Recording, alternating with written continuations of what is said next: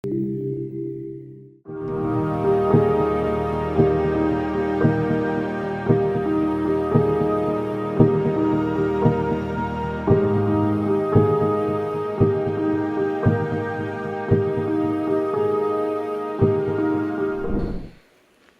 que você abra sua Bíblia no livro de 1 Reis, capítulo 19, primeiro verso até o 7. 1 Reis 19, talvez uma das passagens mais conhecidas do Antigo Testamento, experiência do profeta Elias, mas algo de Deus para nós aqui. Esteja atento, não encare esse momento como uma palestra, nem como uma aula, nem como uma exposição bíblica, mas encare esse momento como Deus falando com você. Apesar de mim, apesar da minha voz aqui, mas entenda que Deus sabe a sua necessidade, e essa é a beleza do Evangelho. Esta palavra vai de encontro à sua necessidade, mas tão importante quanto a semente é o solo. Eu posso ter uma semente maravilhosa, se eu colocar em cima da geladeira, nada nasce. Então a mensagem, ela é uma parceria entre Deus falar e você receber. Não tem nenhum pregador no mundo que consiga ministrar a palavra de Deus para um povo que não recebe a palavra. Você pode escutar, ou você pode receber. Amém, meus irmãos queridos? Diz assim a palavra: ora, Acabe contou a Jezabel tudo o que Elias tinha feito, e como havia matado todos aqueles profetas à espada. Por isso, Jezabel mandou um mensageiro a Elias para dizer-lhe: que os deuses me castiguem com todo rigor, acaso amanhã, nesta hora, eu não faça com a sua vida o que você fez com a vida deles. Elias teve medo e fugiu para salvar a vida. Em Berseba de Judá, ele deixou o seu servo e entrou no deserto caminhando um dia. Chegou a um pé de giesta ou zimbro e sentou-se debaixo dele e orou pedindo a morte. E ele diz: já tive o bastante, Senhor, tira a minha vida. Não sou melhor do que os meus antepassados. Depois se deitou debaixo da árvore e dormiu. De repente, o anjo do Senhor tocou nele e disse: levante-se e coma. Elias olhou ao redor e ali junto à sua cabeça havia um pão assado sobre brasas quentes e um jarro de água. Ele comeu, bebeu e deitou-se de novo. E o anjo do Senhor voltou, tocou nele e disse: levante-se e coma, pois a sua viagem será muito longa. Curve a sua cabeça, peça ao Espírito Santo para falar com você. Pai, nós amamos a tua voz, amamos a tua presença. Não há nada e ninguém maior que o Senhor.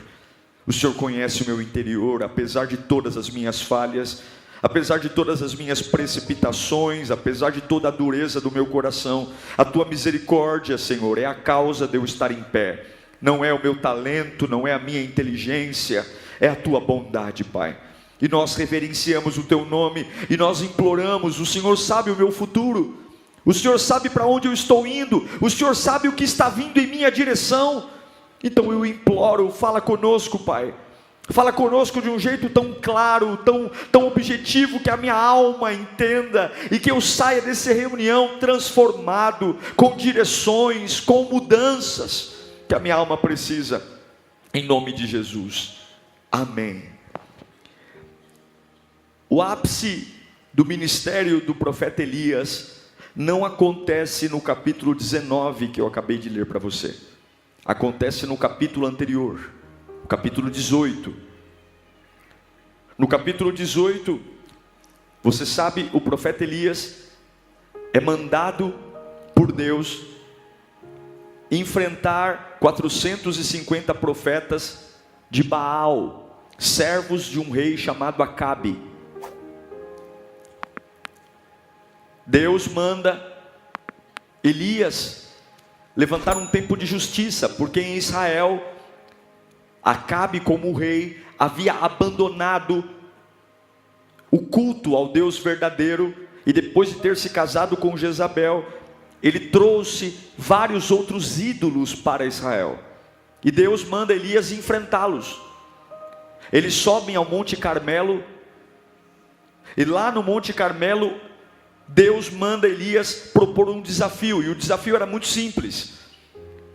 Primeiro os profetas de Baal montariam um altar, fariam suas orações ao Deus Baal, e depois Elias faria também a mesma coisa, porém o Deus que derramasse fogo do céu, o Deus que fizesse fogo cair sobre o altar montado, esse era o Deus, ou seria o Deus verdadeiro.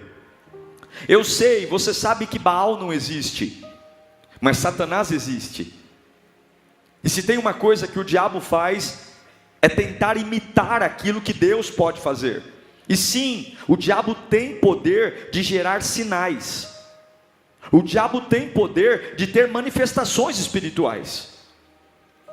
E o diabo tem poder de uma ilusão fazer ou simular fogo caindo do céu. Mas naquele dia, Deus fechou o céu. A Bíblia diz que os profetas de Baal começaram a orar ao seu Deus Baal, para que fogo caísse do céu, e não vem nada, não vem manifestação alguma. Baal não se move, porque Deus impediu que os demônios se manifestassem. Deus impediu que o céu se abrisse de alguma forma, e que o inimigo, que é o pai da mentira, causasse alguma ilusão de ótica. E Elias começa a perceber que os profetas estão sendo envergonhados, porque eles oram, clamam, e não há sinal de fogo algum. E aí Elias começa a ficar ousado, e ele começa a brincar, de dizer: olha, falem mais alto, talvez o Baal que vocês adoram esteja dormindo. Olha, falem mais alto, talvez ele esteja passeando por aí. E aí quando termina o prazo dado para que eles orassem e clamassem, é a vez do profeta Elias. O profeta Elias desmancha o altar que eles fizeram, monta um novo altar, coloca o cordeiro e ainda faz um rego em volta do altar e coloca água. E Elias abre a boca, e quando Elias abre a boca para clamar a Deus, o fogo cai do céu. Surpreendentemente, o fogo cai do céu e consome absolutamente tudo. Consome o animal que estava ali, consome as pedras, consome a madeira e consome a água que estava em volta do altar. Todos os profetas de Baal são mortos. Aquele era um desafio de morte. Acabe é envergonhado.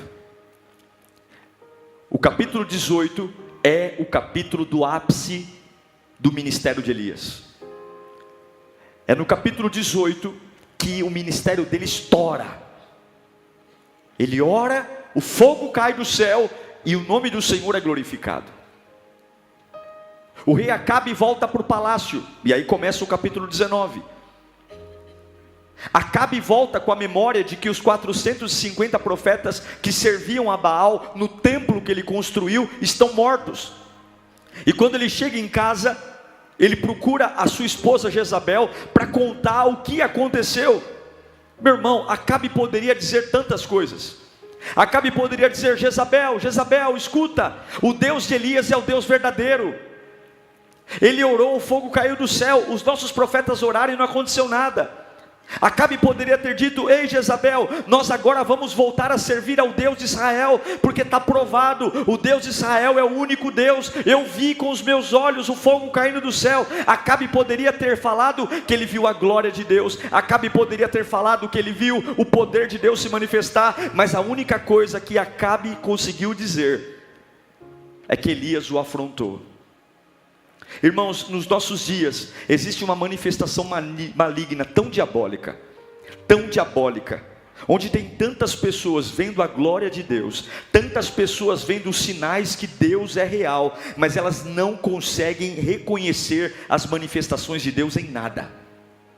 Há uma atuação do diabo tão poderosa na cabeça das pessoas. Meu Deus, Acabe acabou de presenciar um avivamento, um milagre, e a única coisa que ele conseguiu sentir foi raiva. A única coisa que ele conseguiu sentir foi ódio. A única coisa que ele conseguiu dizer foi: eu não quero crer nisso, e eu vou lutar contra isso.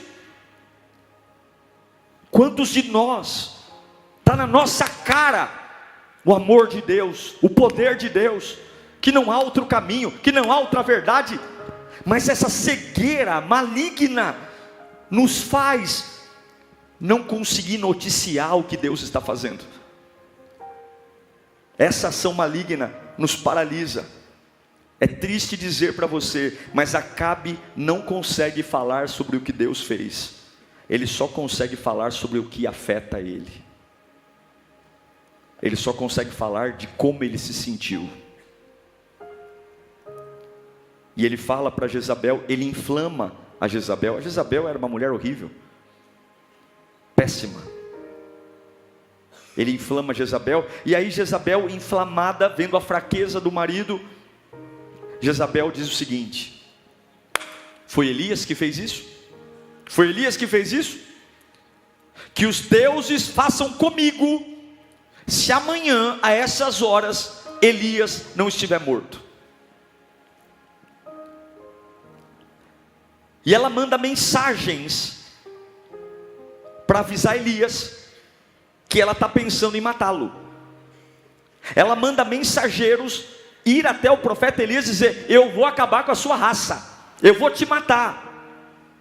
Você sabe que Elias é o arqui-inimigo de Jezabel durante toda a história bíblica. Mas tem um detalhe: eles nunca se encontraram. Eles nunca se encontraram pessoalmente. E ainda assim, eles são inimigos. Eles nunca estiveram frente a frente. Mas o que me chama a atenção aqui, fica comigo, é que Jezabel era tão poderosa, não era? Era uma rainha. Ela tem carros, ela tem carruagens, ela tem cavalos, ela tem exército, ela tem palácio, ela tem dinheiro. Por que ela não vai, cara a cara, olhar nos olhos de Elias e dizer para ele: eu vou te matar? Por que ela não vai pessoalmente olhar na cara do profeta Elias e dizer: eu vou acabar com a tua raça? Por quê? Por que ela tem que mandar mensagem? Ela não é a feiticeira? Ela não é a poderosa? Ela não tem autoridade? Sabe por que ela manda mensagem? Sabe por que tramam pelas costas? Sabe por que não tem coragem? Porque o inimigo, por mais fragilizado que você esteja, ele sabe o que você carrega. Eu quero que você entenda: os seus inimigos, por mais que falem de você, por mais que persigam você, jamais terão coragem de te encarar cara a cara, porque eles sabem o que você carrega. A Bíblia diz que Jezabel não tem coragem de encarar Elias, ela o ameaça por mensagem. E eu quero declarar uma coisa: se você é lavado e remido no sangue de Jesus, se um dia você teve um encontro com Deus, se um dia você creu de todo o seu coração que Jesus Cristo é o Senhor da sua vida, você pode até não estar na sua melhor fase, você pode até não estar no seu melhor momento, você pode até estar cambaleando na fé, mas Satanás não tem coragem de olhar nos teus olhos, porque uma vez que você tem um encontro com Cristo, você é marcado pela promessa de Deus. Jezabel tem poder, Jezabel tem exército, Jezabel tem dinheiro, Jezabel faz feitiço, Jezabel adora Azerá, Jezabel adora Baal, mas ela não tem coragem de olhar nos olhos do profeta Elias, porque ela sabe o que Elias carrega. Levanta sua mão para cá. Não tenha medo nos teus piores momentos do que fazem contra você, porque o máximo que eles vão conseguir fazer é mandar uma mensagem, o máximo que eles conseguir fazer é mandar um WhatsApp, o máximo que eles vão conseguir fazer é ficar pelos cantos falando mal. Nos teus olhos não vão ter força para olhar, não vão. Agora tem um detalhe: quando ela manda a mensagem para Elias que vai matar Elias, Elias ouve isso. A única coisa que ela mandou para Elias foi um mensageiro dizer: amanhã eu vou matar você. Ela não fez nada. Ela não levantou uma espada, ela não levantou um escudo, ela não fez nada, ela só mandou uma notícia, uma mensagem. E a Bíblia diz que quando Elias ouve a mensagem que Jezabel pretende matá-lo, ele se paralisa. Não aconteceu nada. Não aconteceu nada. Ele está vivo. Mas um recado. Olha o poder de uma notícia. Olha o poder de uma informação. Olha o poder de um boato. Olha o poder de uma palavra. Ela não fez nada ainda, mas ela disse: eu vou te matar, eu vou acabar com você. E eu me pergunto hoje, quantas pessoas desse culto estão literalmente paralisadas, porque foram ameaçadas, e não aconteceu nada, mas te ameaçaram. Vou acabar com a sua empresa, vou acabar com os seus negócios, vou acabar com a sua família, vou acabar com o seu casamento, vou acabar com a sua reputação, vou acabar com a sua espiritualidade.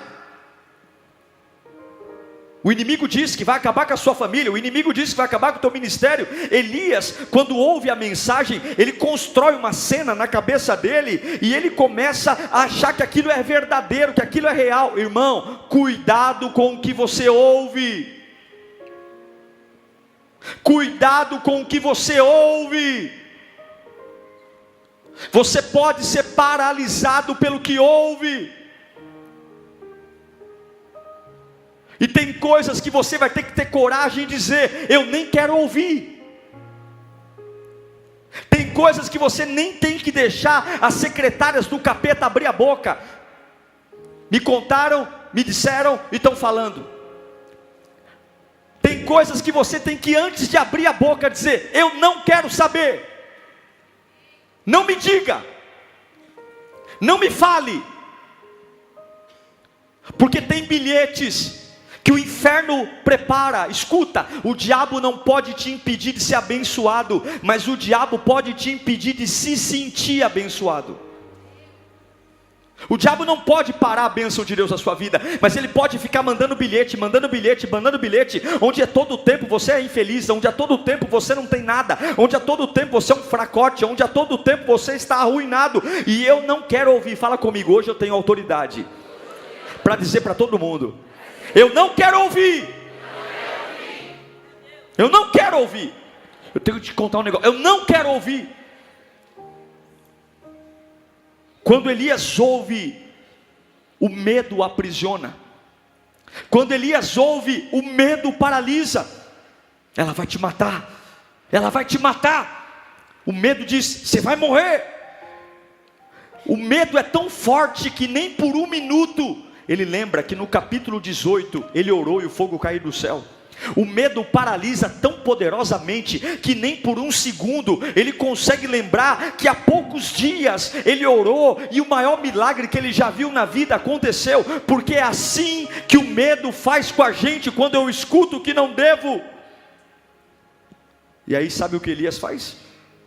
Elias pede a morte. Ele diz para Deus: eu quero morrer. Uau! Ele pede a morte. Ele fala: Deus, me mata. Como é que pode, gente? Que reviravolta. No capítulo 18, o camarada sozinho enfrenta 450 profetas sozinho. O camarada levanta a mão: Deus, para que esse povo saiba que há Deus em Israel, derrama fogo, e o fogo cai. Agora no capítulo 19, por conta de um bilhete, por conta de uma mensagem, o camarada está dizendo para Deus: me mata porque eu não sou melhor que os meus pais, eu quero morrer. Como uma criança assustada, ele está querendo morrer. E aí, como Deus não responde a oração dele, como Deus não mata, ele vai dormir. Ele vai dormir. Porque quem desiste pelo medo da morte já está morrendo sem saber. Escuta aqui. Quem desiste pelo medo da morte já está morrendo sem saber. Eu quero entregar. No meio do caminho ele dispensa o servo dele. Está aí na Bíblia. No meio do caminho ele vai entregando o chamado dele. Porque quem desiste de viver por causa do medo da morte já está morrendo sem saber. Elias está desmotivado. Ele deita debaixo de uma árvore que não tem folhas completas, zimbro, ela parcialmente encobre o sol. Ele deita e ele diz: me mata, Deus, eu quero morrer.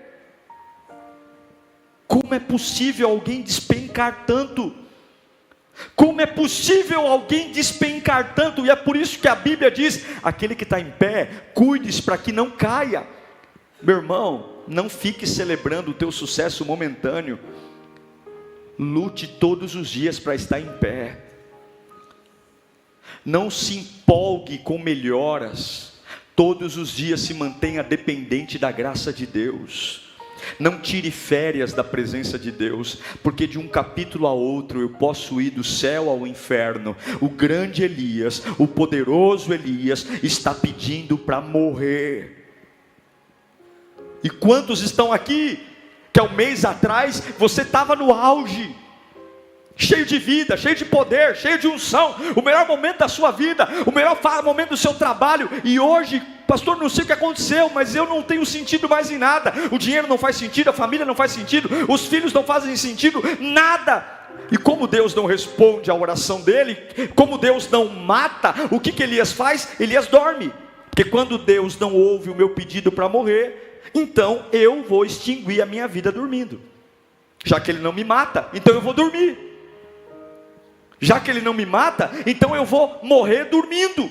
Porque quando você dorme no tempo certo, quando você dorme na hora certa, o teu corpo renova. Mas quando você dorme além do normal, você dorme para morrer. Meu irmão, abre essa janela hoje.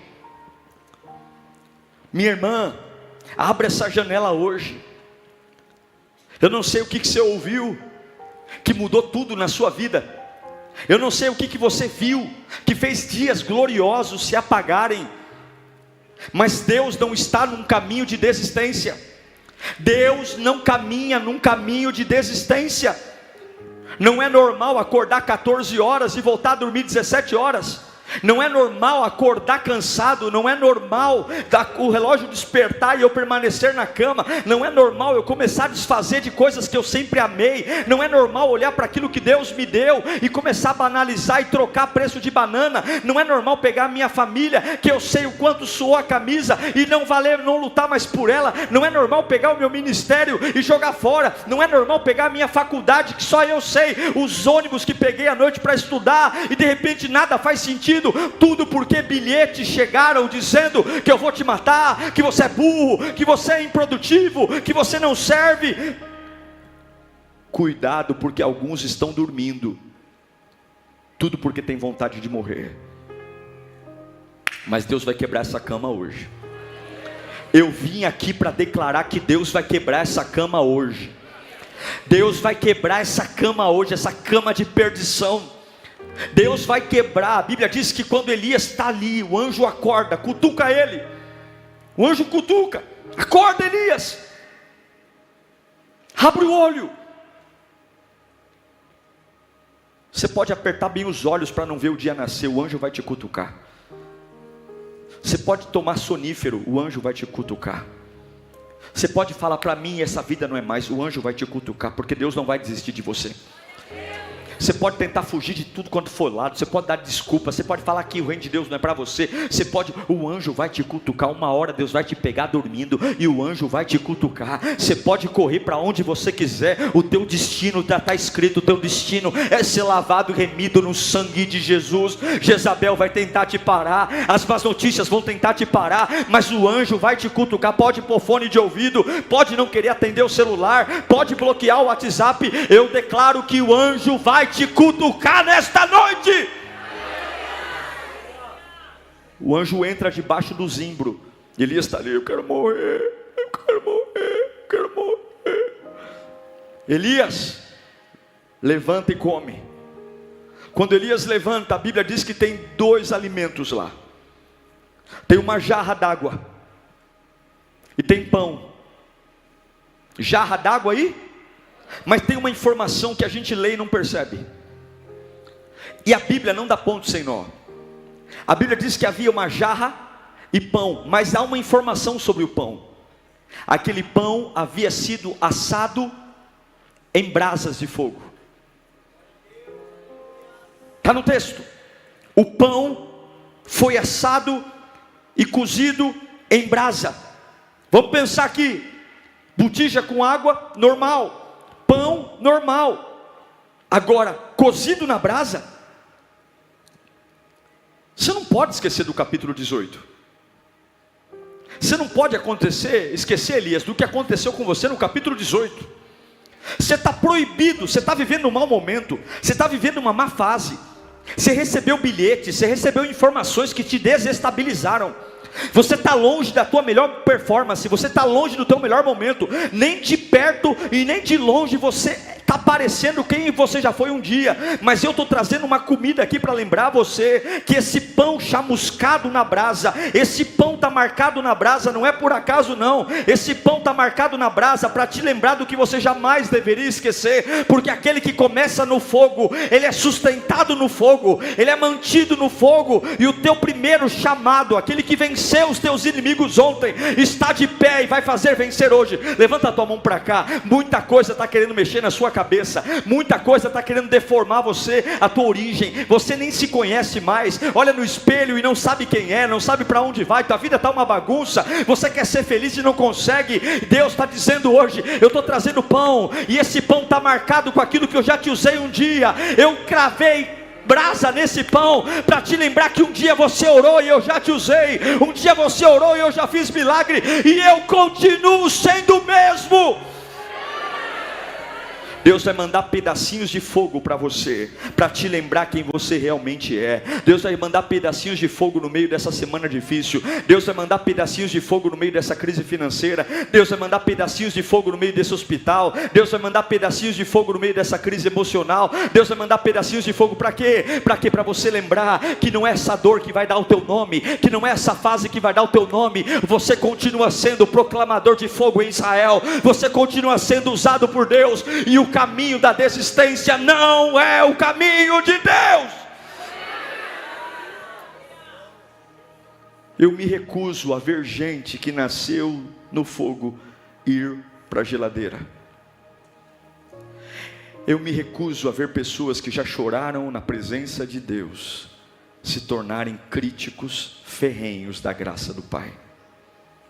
Eu me recuso a ver pessoas que já se deitaram no chão, tomados pela glória de Deus, gastando o seu tempo com fofoca, mentira. Eu me recuso a ver gente que já viu Deus rasgar o céu, derramar o fogo, inserido numa vida passiva espiritualmente. A Bíblia diz que o anjo cutuca Elias, ele levanta, ele toma água, ele come o pão chamuscado em brasa, mas ele volta a dormir. Esse é um ciclo terrível. A gente vem à igreja, se alimenta, come, e depois que sai da igreja, volta a dormir. A gente vem, come, melhora um pouco e volta a dormir. É um ciclo que acompanha milhares de pessoas. A igreja tem sido para muita gente um consultório de psicanálise, ou uma terapia. Ou eu vou porque eu me sinto bem, eu vou porque eu me sinto melhor, e aí eu como um pouquinho, eu me alimento e depois eu volto a dormir. Eu volto a viver a vida medíocre, eu volto a me adaptar a tudo. Mas eu quero dizer que o anjo não vai te deixar em paz.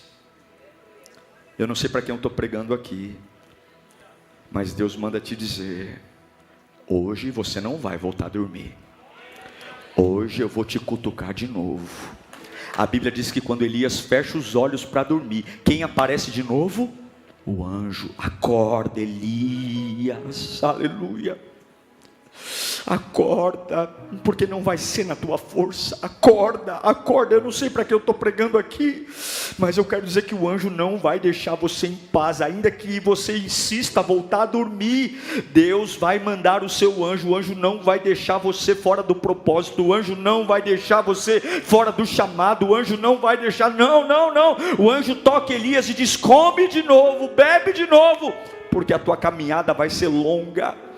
E eu tenho uma palavra de Deus para você hoje. A Bíblia diz que com a força daquela comida, irmãos, ao longo do caminho que Elias andou, devia ter fruta. Ao longo do caminho que Elias andou, devia ter água, devia ter carne, devia ter um monte de coisa. Mas a Bíblia diz que com a força daquela refeição, ele andou 40 dias e 40 noites e não precisou se alimentar, porque aquela comida o sustentou. Eu quero que você entenda. Talvez você está dizendo: pastor, eu não sei como eu vou arrumar minha vida, eu não sei como é que eu vou consertar minha vida, eu não sei como é que eu vou voltar pelo caminho que eu desisti, eu nem sei como as coisas vão voltar a ser como eram antes, eu não sei, eu não tenho capacidade para isso. E Deus está dizendo: a capacidade não está em você, a capacidade está no que eu estou entregando a você hoje. O que eu estou te entregando vai te potencializar. Eu vou colocar em palavras certas na tua boca, eu colocarei a inteligência certa na tua mente, eu te darei estratégias. Você só fez burrada mesmo, você recebeu aquele bilhete e preferiu ouvir a voz de Jezabel do que a minha voz, mas porque eu te amo, eu estou te dando uma nova chance.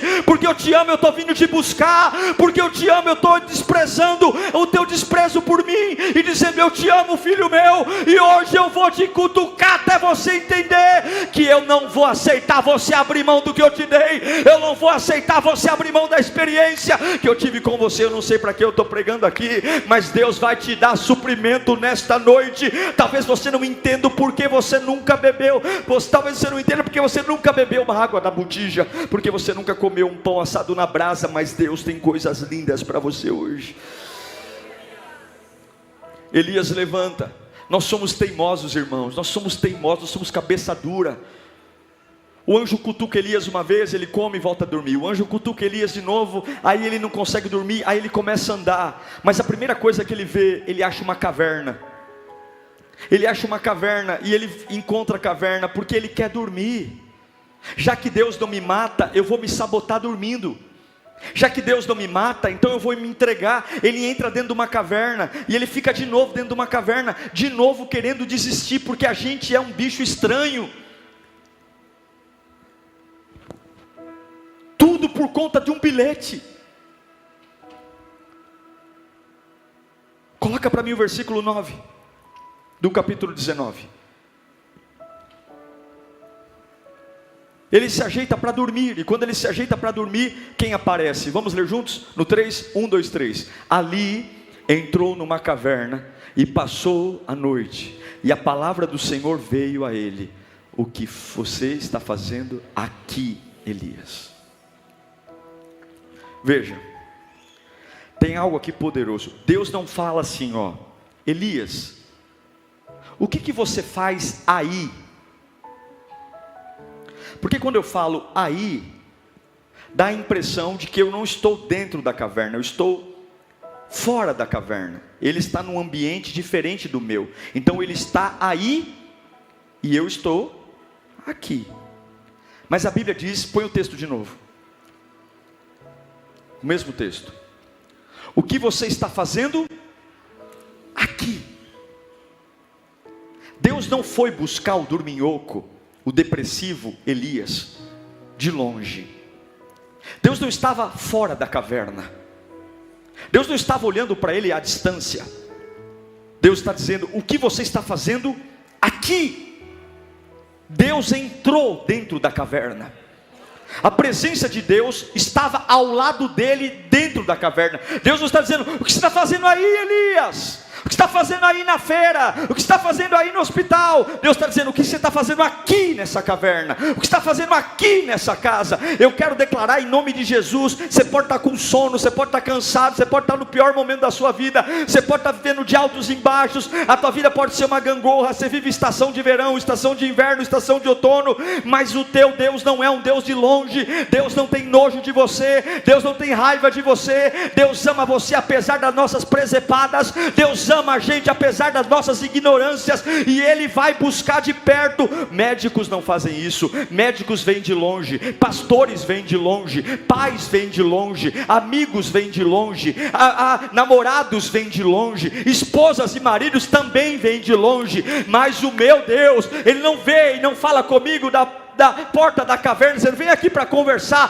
Ele diz: eu também estou nesta caverna. As pessoas param na porta da caverna e manda você sair. O meu Deus não. O meu Deus entra na caverna e vai sair lado a lado com você. Deus veio te resgatar hoje.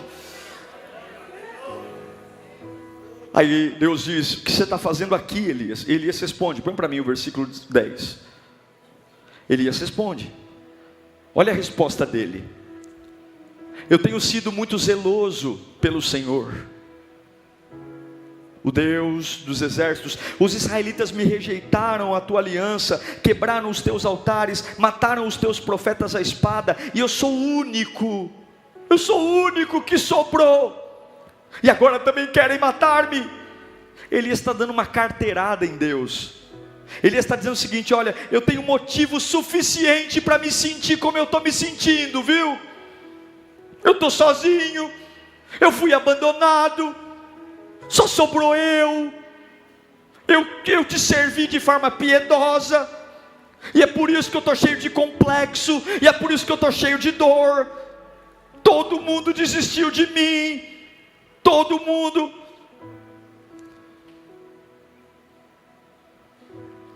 Elias, todo mundo, Elias, todo mundo, Elias. O que você está fazendo aqui, Elias? O que você está fazendo da sua vida, Elias? Deus não entrou na caverna para dialogar com Elias. Deus entrou na caverna para falar com Elias. Quando Elias começa a dialogar, a Bíblia diz que Deus sai da caverna, porque Deus entra na caverna para te buscar, e não para morar com você lá. Quando Elias quer começar a trocar ideia com Deus na caverna, Deus sai, fala: você quer falar comigo? Vai lá para fora, aqui dentro não. Se você quer entender o que eu tenho para você, sai dessa caverna. Eu vim aqui para mostrar meu amor para você, eu vim aqui para mostrar que eu me importo com você, mas eu não vou te pastorear dentro de caverna. Você é muito maior que essa caverna. Eu não vou, você vai sair daí, e a hora que você sair daí eu mostro o meu poder para você. A hora que você sair daí eu mostro a minha glória para você, mas você vai sair dessa caverna. Você não vai ficar nessa caverna, saia dessa caverna. Põe para mim o versículo 11. Deus fala para Elias, o Senhor, versículo 11, o Senhor disse: saia e fique no monte, na presença do Senhor, pois o Senhor vai passar. Eu não vou passar dentro da caverna, eu vou passar fora. Então veio um vento fortíssimo que separou os montes e esmigalhou as rochas diante do Senhor, mas o Senhor não estava no vento. Depois do vento houve um terremoto, mas o Senhor não estava no terremoto. Depois do terremoto houve um fogo, mas o Senhor não estava nele. E depois do fogo houve um murmúrio de uma brisa suave. A presença de Deus provocou vento lá fora da caverna, terremoto, sinais. Sim, a Bíblia diz que Deus não estava no terremoto, não estava no fogo, não estava no vento, estava na brisa. Mas a Bíblia não diz que não era da conexão de Deus, o vento, o terremoto e a brisa. Deus estava mostrando sinais, e a Bíblia diz que Elias estava tão abatido, que ele não consegue se entregar aos sinais. Ele não consegue. O espírito de Jezabel, o espírito de Acabe, de ser negativo em relação à manifestação de Deus, se apoderou dele. Cuidado com quem você ouve, cuidado com os bilhetes que você ouve, porque maldição pode pegar sim. Aquilo que Acabe não conseguiu ver, que foi o fogo de Deus caindo, Elias agora não consegue ver. Elias não se envolve com os sinais. Deus está mostrando para ele: se envolva. E quantos hoje estão sentados aqui, com a vida arrebentada, vazios, vivendo de perfumaria, vivendo de casca, e totalmente indiferentes, distantes dos sinais espirituais, brincando com a vida. A única certeza que eu tenho é que eu vou morrer.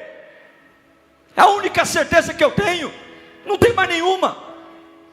Não sei nada sobre nada. Quero muito ver minha filha crescer, desenvolver. Eu não tenho essa certeza. Eu não tenho a certeza se o meu apartamento vai ser meu. Eu não tenho a certeza se o carro que eu tenho vai ser meu. Eu não tenho a certeza se o salário que eu ganho hoje, amanhã vai ser meu. Eu não tenho certeza de nada. Eu não sei se eu vou ser o pastor dessa igreja por muito tempo. A única certeza que eu tenho é que eu vou morrer, que uma hora meu coração vai se esgotar, meu pulmão vai parar, minha cabeça não vai funcionar. Projetamos morrer com 90, 80 anos, mas vira e mexe, alguém de 40 morre, alguém de 35 morre. O que eu quero dizer para você é que não dá tempo de ser indiferente com a glória de Deus, porque no fundo a única coisa que deveríamos nos apegar é a eternidade, é saber que a gente pode ter uma boa maquiagem, a gente pode ter um bom patrimônio, a gente pode ter uma boa família, a gente pode ter uma boa viagem, a gente pode ter uma boa igreja, a gente pode ter um bom talento, mas no fundo nós vamos morrer.